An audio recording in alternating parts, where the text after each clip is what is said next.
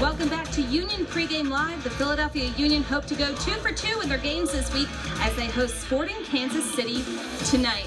I'm Marissa Pilla here with Dave Lena. We are bringing in our announcers for the evening, JP Delacamera and Tommy Smith. Thank you guys so much for joining us. Our pleasure, Marissa. Well, first off, the Union are 0-2-2 in games following Wednesday night matches. What do they have to do tonight to get started? Well, the first thing they have to do, Tommy, is forget about those awful numbers that you just read, right? Because part of it is mental, right? And part of it is physical. Yeah, the one way you get rid of that is you go out and you win tonight. And they got to be very smart, okay? They may not have as much energy as they would on other nights, but if they play it smart and they don't get into one of these games where they're going to run box to box, they should be okay. Get the first goal and not have to chase the game.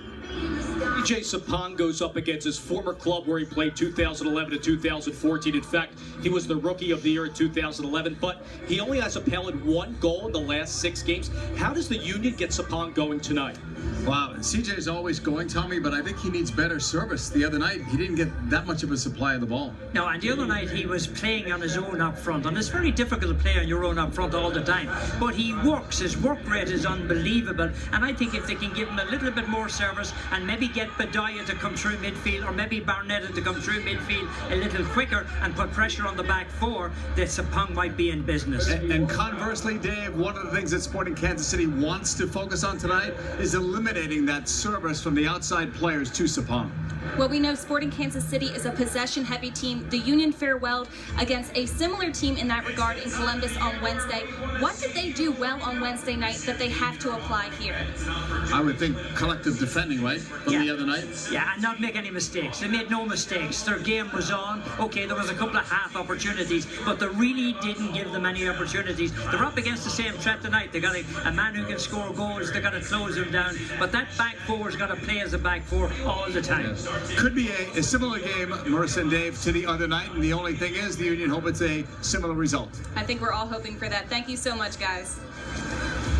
All right, Marissa, let's take a look at some other key MLS games this weekend. 2 are on the docket tonight. The Chicago Fire, coming off their first road win since 2014, visit DC United, while the 401 Derby features Montreal against first-place steamrolling Toronto FC. And tomorrow at 2:30, New York Red Bulls, unbeaten their last 8, host New England, and the nightcap Orlando City SC, sitting just a point between the Red Line, battles New York City FC. And also, in addition, for Sporting KC in this matchup is U.S. men's national team player Matt Beasler. He's coming off of a sprained MCL injury. He'll be in the back. Ellis, their homegrown player, is out in this matchup due to a violent hit in the previous game against Vancouver. So it's a restructured back line. We mentioned Can as well, who'll be making his 5th consecutive start for Sporting KC. Well, certain players on the Union really need to step up big tonight. They have a lot to deal with in terms of Sporting Kansas City. One of those guys is Richie Marquez. And Marquez is making his 26th start, just one shy of Keegan Rosenberry.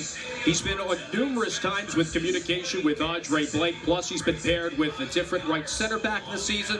Whether it's Tribbett or Yarrow, it will be Yarrow this evening. And then there's Alejandro Bedoya, who is making his 4th start as a member of the Union. We see that he likes to play those short passes and has been a great threat on the counterattacks. Another great attribute he brings is his defensive contribution. That has been huge. Chris Pontius is the only double-digit goal scorer on the Union. Tonight, he'll look to make timely runs on the left flank and dash inside the box on crosses. Pontius has flourished with Fabinho coming high from his left back spot.